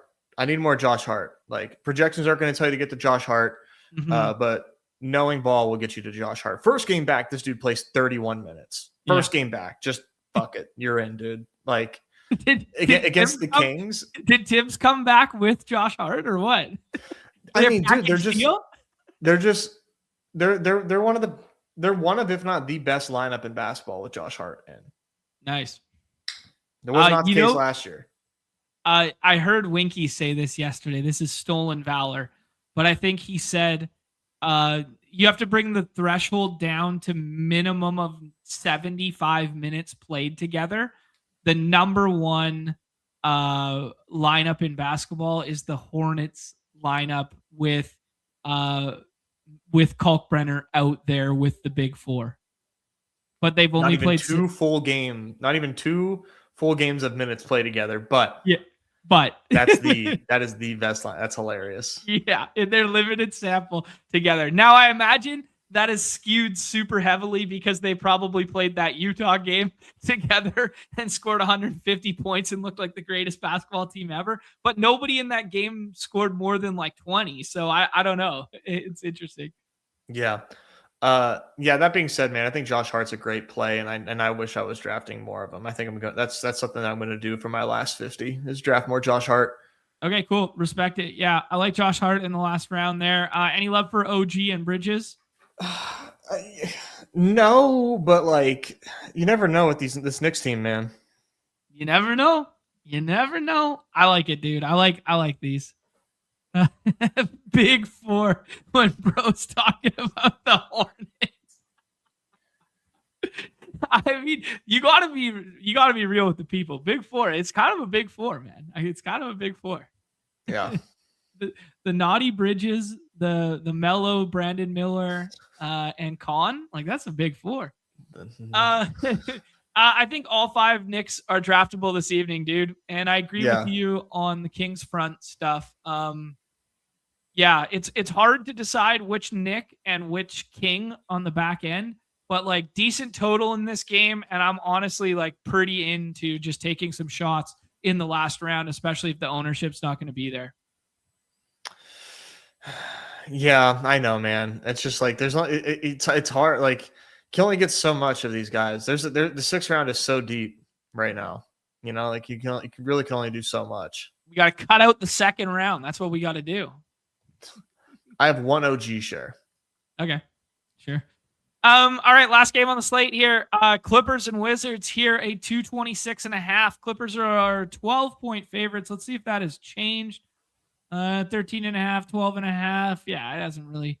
Yeah, 12.5 by way of the Clippers here. Nothing drastic with the Zoobs rule out. We just got the Zoobs rule out right there after nursing that ankle through the fourth quarter of last game. Let me get the most recent NBA injury report here.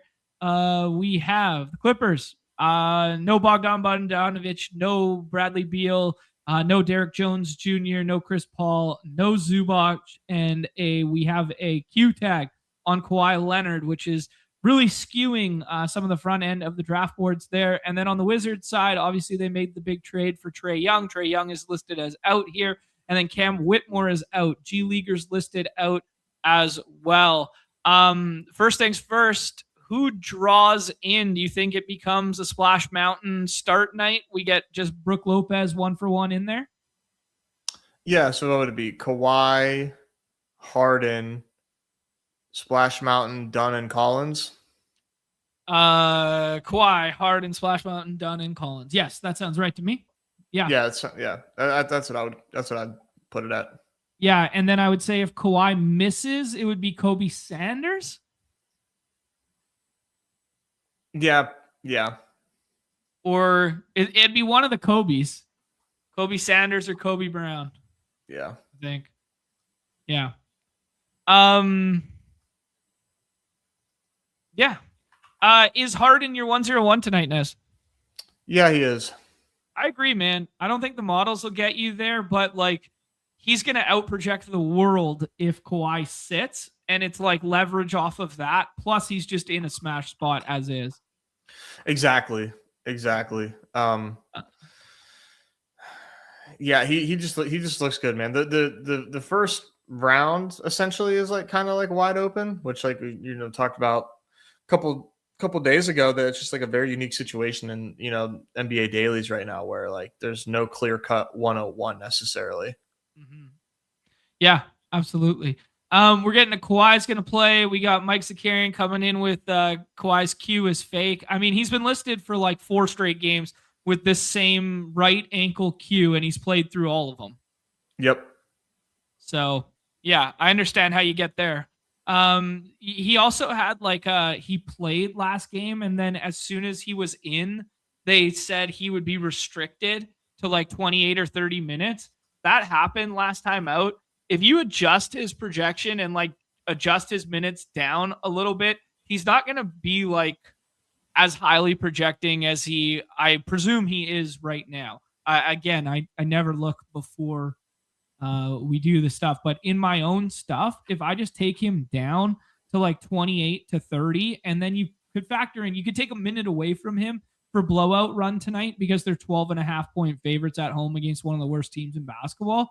Like, man, the minutes are like not overly safe. I think he's pretty safe to, I mean, famous last words, like this would be a good rest spot for him. Don't get me wrong. But like if it's fake and he does play this evening and they're giving Zoobs the night off instead of him and they still just need him out there because they need wins at this point in the season and they have to secure this one, he could still only play like 28 minutes. Yeah. Yeah, I mean, like you look at the box scores, man, and like that Brooklyn game, he only played 28, and like is this highest scoring game in this whole sample? Yeah. Well, I guess save for that Golden State game. Yeah, he's just so good, man. Like at ADP, he's like a no-brainer. Yeah.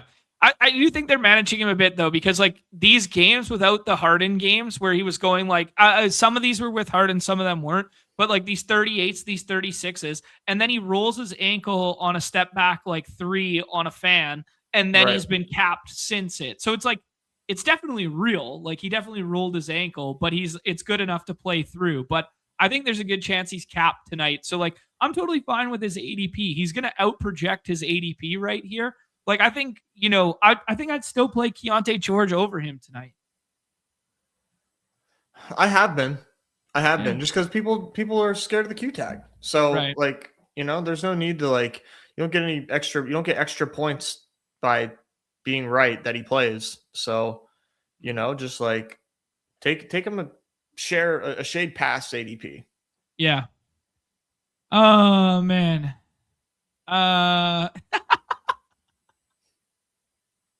The chat just killed me.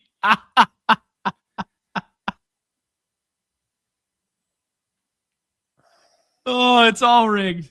It's all rigged. Good to have you back, brother. Even Pete Overzet is in on it. Oh my god. If you know, guys in the chat. Unbelievable. All right, dude. Anybody else we want to talk about on the Clippers side here? Like, is John Collins a good play now? Would you rather play Brook Lopez? Like, what would you like to do here on the Clippers? Well, I kind of have to reevaluate everything. Well, not necessarily everything, but like, I got a lot of Harden, a lot of Kawhi, like 20% of each of those guys. And then, I mean, I'm kind of looking at these updated John Collins props, and I just don't think they're giving him enough credit. But maybe, I mean, not all the big books have him up yet. I just think that he's a great play. I don't think I'm going to overthink it. I think I'm going to swap to a whole bunch of John Collins probably. Okay. We'll see. I mean, like, I got a tough decision to make. Sure. Yeah. Like I'm going to have the most. I'm going to have 40% of somebody probably. So I love John Collins tonight though. Like I'm not really too the lower this PRA is, the happier I am, I think. All right, sounds good, dude. No love for Splash Mountain? No, he's cool, but no. I think there's a little bit of a vintage Splash Mountain game in him one time this year, and when we get like 28 minutes from him, I'm not sure that tonight's the night for it, but going against SAR, that's always been a spot we've liked to attack. But yeah, it's hard to see ceiling.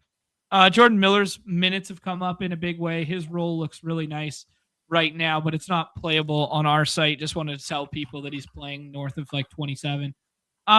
Let's go to the Wizards side here, dude. Alex Sarr is basically the only guy getting drafted on. I'll put in Wizards so we don't get PJ Washington in the middle of it. Alex Sarr is the only guy getting drafted here. I don't know, man. Keyshawn George minutes are starting to trend up here. I'm not sure he can get to 30, and it's kind of like, pace down spot here for him. But yeah, is there any love for anybody else? Trey Johnson's been starting at the 1 since CJ's been gone there. The minutes are strong there. But yeah, do you like anyone here? Do you like Sarr more that Zoobs is out now? I like Sarr a lot. I was drafting Sarr regardless, just because he's such a huge part of this team. But like otherwise, I don't have any other Wizard, and can't imagine I get to any other Wizard tonight. Okay. Yeah. I mean, Keyshawn George is kind of sneaky if he can get up to 30. But yeah, it's just, we never really play guys against the Clippers, right? Like, it's paced down. The on-ball guy gets the treatment of Chris Dunn. Like, it's just not a fun game environment to ape into when you can go elsewhere. Like, I'd rather play the Knicks scroll guys than try and get like Balil Coulibaly right for the first time in my life. Exactly. There's too many scrolls available. Okay. Cool, man. That's 7 up. That's 7 down. Let's hop in the lobbies and see what it looks like in real time. Yeah, I got one draft in me, and then I need to go take over for the old babysitter out in the living room. Sounds good. We roll the 104 here. Shout out to my guy T-Box hanging out here. PG Mark's in here. If you're in the chat, say what up, because he came in 3rd place last night, which is a heartbreaking place to finish in the Dog Bowl streets, man. Oh, man. Yeah. That's brutal. Black Jesus 2408. That's got to be a Kobe reference. Yeah, absolutely. Yeah. We've seen that guy before. Big Mike G. Love that. Big Mike G. That guy, that has to be a reference to like Odd Future. Oh. All right. They had a guy in their group, Mike G. Okay. MT 26. And then Teague. Can I request a Davis Nez pod called Underdads? That's funny. I'll happily yap about my son.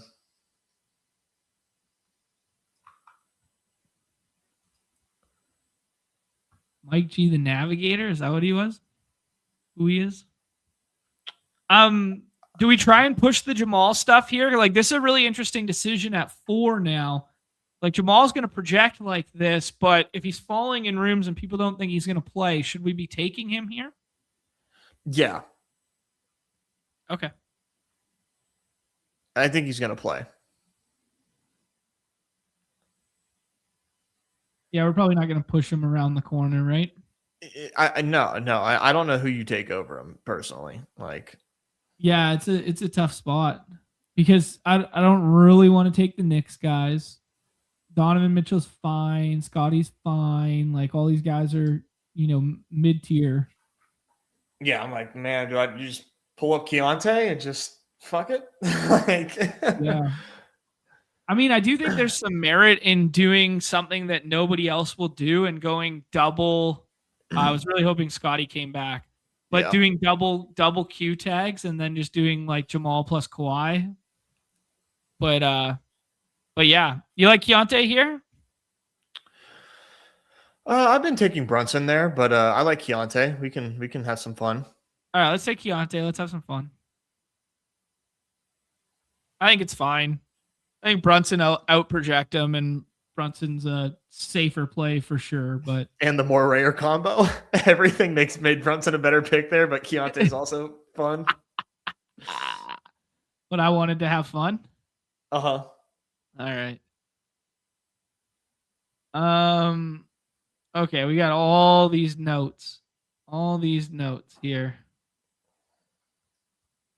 Wow, the Clippers have won 10 of their last 12. Yeah, they're on a roll right now, man. Yeah.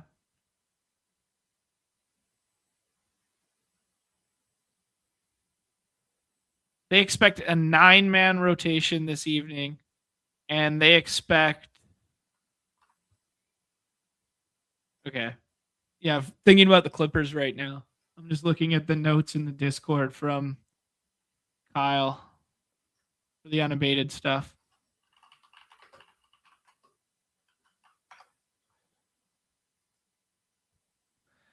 Kawhi almost makes it back. Wow, that T-Box team is pretty fun. Embiid, Brunson, and Kawhi there. All looking for the guys responsible. We're all looking for the guys. Siakam here, Zion here, Trey Murphy, BI. We liked BI. Who do you like? Take your guy Trey Murphy, man. You said he's better. I actually don't like him as much as I like Siakam tonight.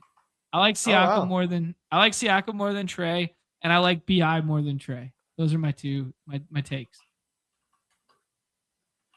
We can get Trey to come back too. Yeah, it's.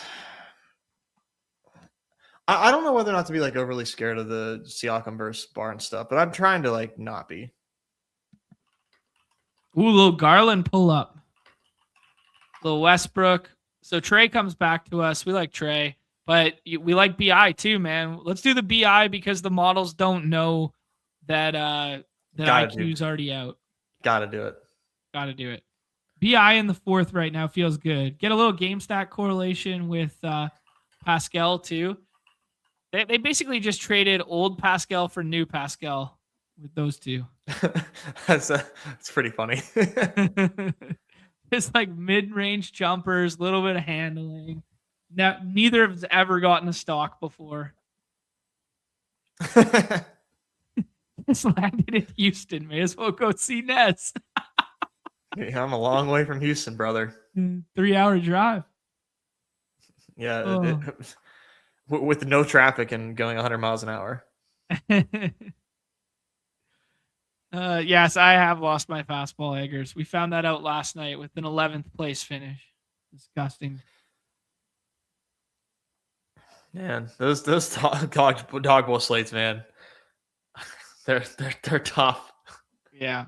I took a whole bag of money and just coffin cornered it.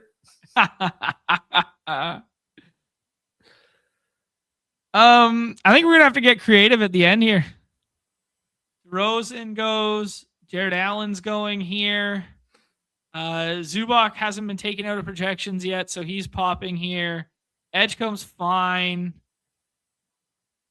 Claxton? Yeah. I take a lot of Claxton here. John Collins? Claxton? Yeah. I'm not still gonna blown make you away take the video. Collins. Yeah. I mean, you can, but Najee Marshall goes.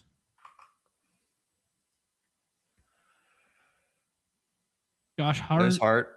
Yeah. Montas goes there. Edgecombe.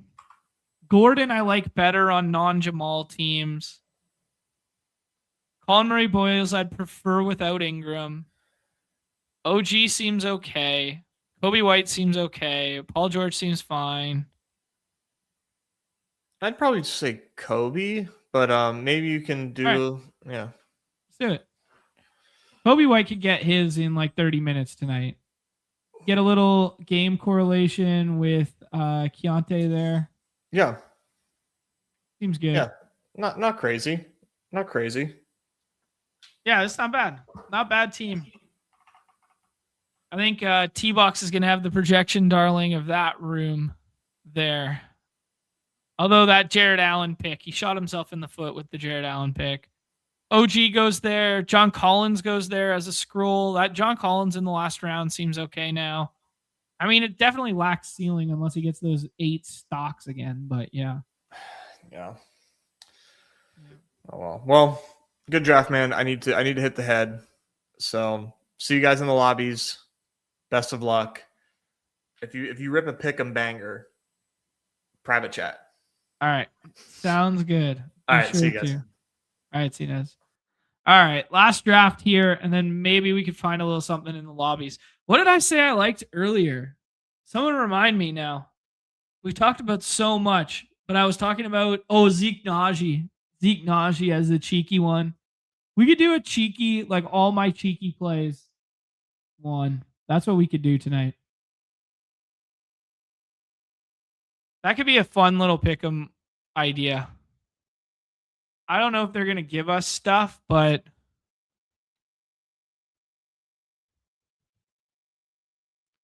the only Najee they're giving us is Najee Marshall. They're scared, boys. They're scared. Got Numi shook right now. Flag side? That seems good.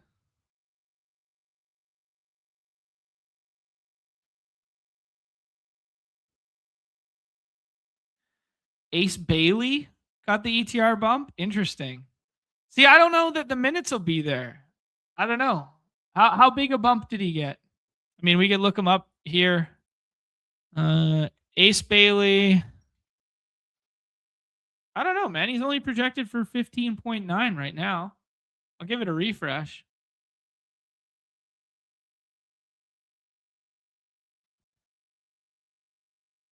Oh, his points went from 9.5 to 11.5. Okay. Oh, so they liked it as a prop. Okay.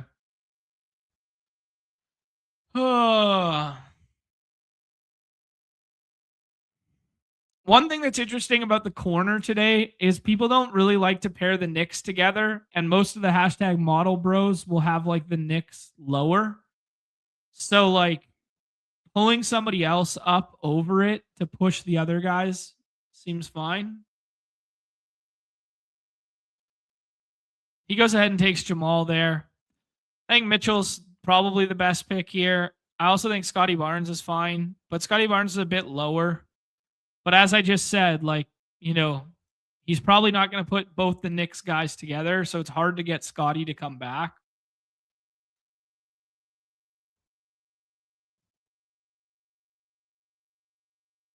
I got some Kawhi at like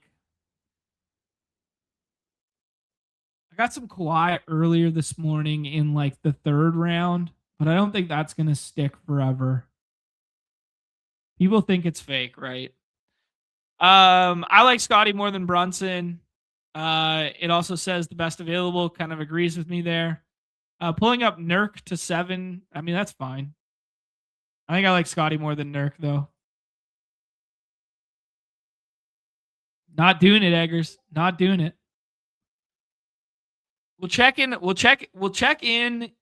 like 2 weeks on the double dribbles, because I think I did 30 of them and I didn't roll a ton of 101. I think I only rolled it like twice, and Joker was just like the guy you needed. Like Joker was the guy you needed for like a long duration there. And now that's slowly sliding back the other way because, you know, he hasn't played basketball in 3 weeks. So some other teams are starting to catch up. I hope. That's like what I'm saying to myself in my mind, because I bet my advance rates were terrible without any Joker to start, right?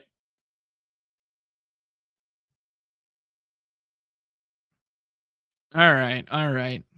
Siakam at 13 for the Wood. The Wood goes with Maxi at 1. So he's a Maxi at 1 guy. Okay. Interesting. Unabated stuff comes out in about 40 minutes. Be excited to see. Vooch getting the pull up there. That keynote pick. Oh, keynote at 15 is beautiful, man.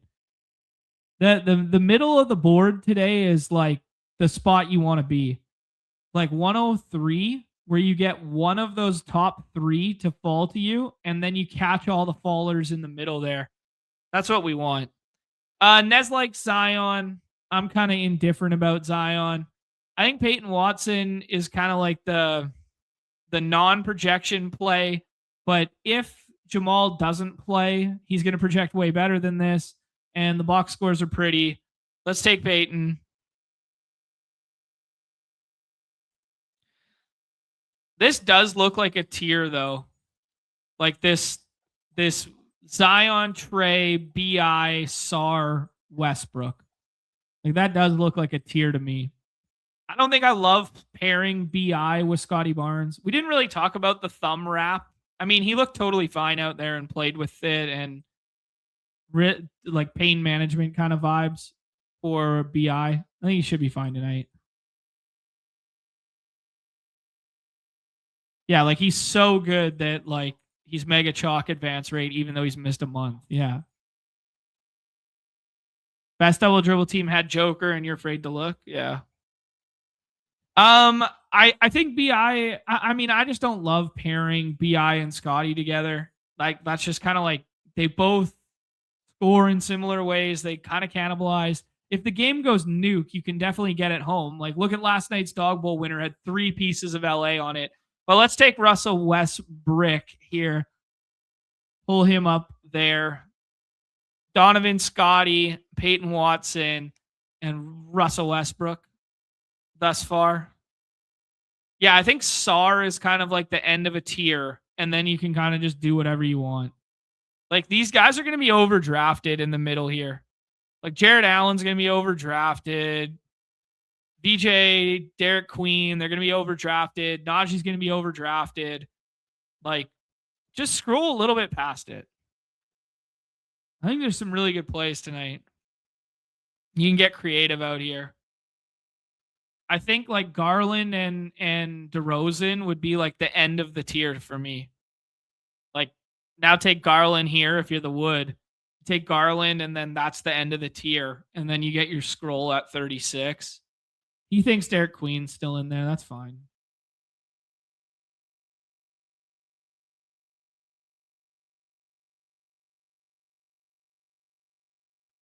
Yeah, John Collins has hurt me too many times too.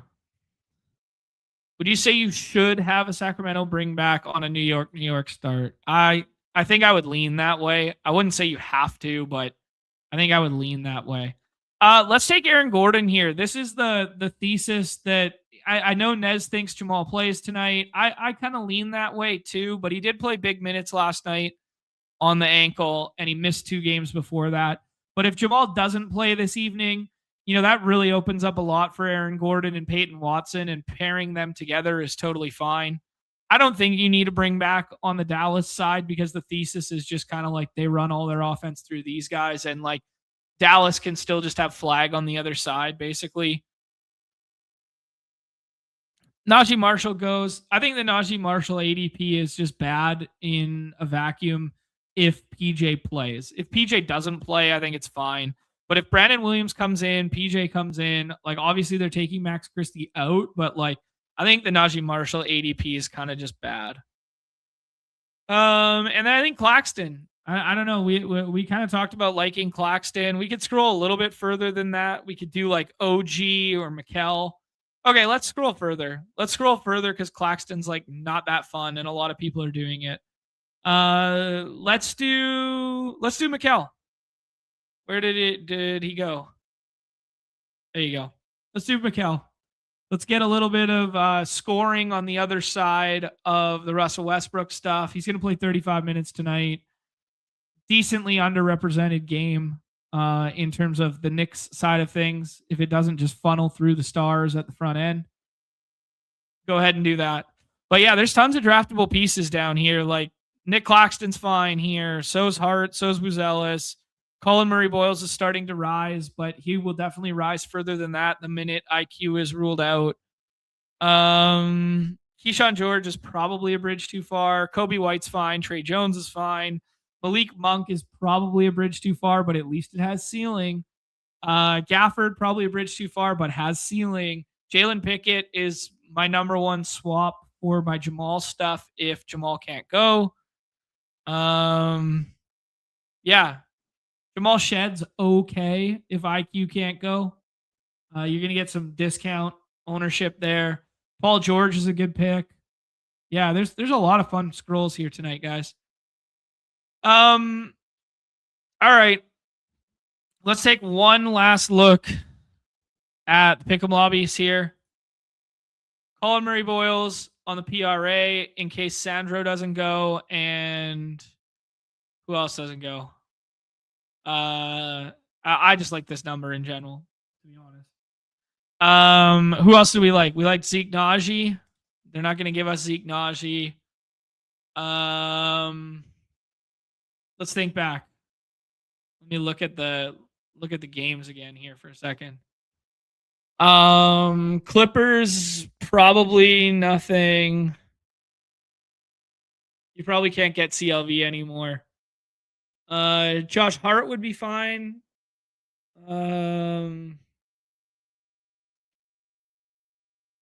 Brandon Williams stuff would be okay. Aaron Gordon stuff would be okay.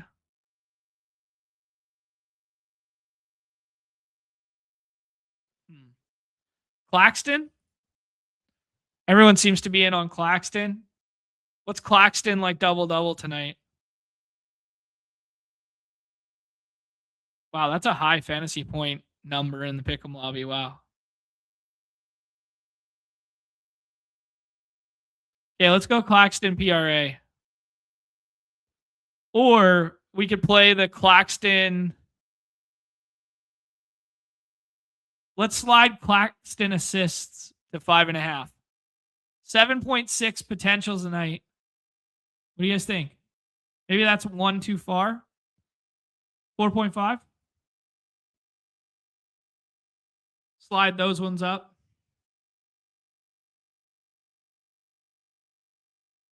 Colin Murray Boyles. Oh, come on. You gonna try and take this away from me?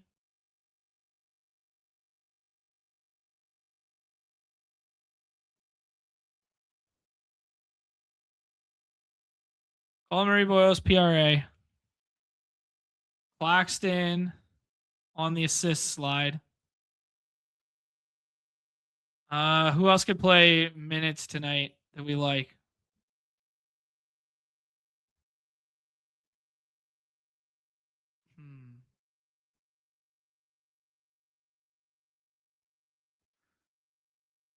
I'm looking at some unabated like edges stuff right now.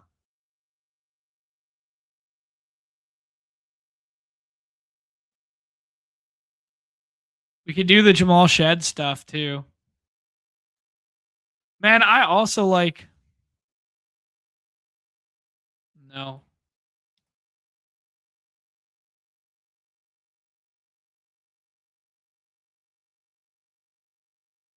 Yeah, Claxton had that triple double. That's what Nez was saying too. Yeah, General Blue, I'll bring up the qualifiers to close the program. All right, let's just run it as a 2-man then. I got this 50% profit boost. It's not that exciting. Let's just run it as a 2-man. Toss that in there. Claxton assists. Claxton double-doubles, probably a little bit of a bad price. And then the Colin Murray Boyle stuff I like more than the field right now. If I find anything else I like in a bit, I'll fire it out in the Discord. I did last night, and man, that one was sweaty. What was that one from last night? Yeah, we did this one on the show, but this 21X one here, the Bones plus Caleb Love, and then Jalen Smith missed it by 1 rebound for a 21X on the 100. That was a heartbreaker. That was a really good pick 'em. Anyways, best of luck tonight, guys. Reminder, Dog Bowl qualifier tomorrow, which means as soon as tonight's slate locks, we can get some Dog Bowl qualifying action in there on the 15th. So we'll do a little something for that. We're going to be on Stacking Dingers tonight as well. So check out Stacking Dingers if you like baseball. Nez also put forth a baseball video this morning with our guy, Davis Maddock. So go check that one out. They drafted a dinger together there.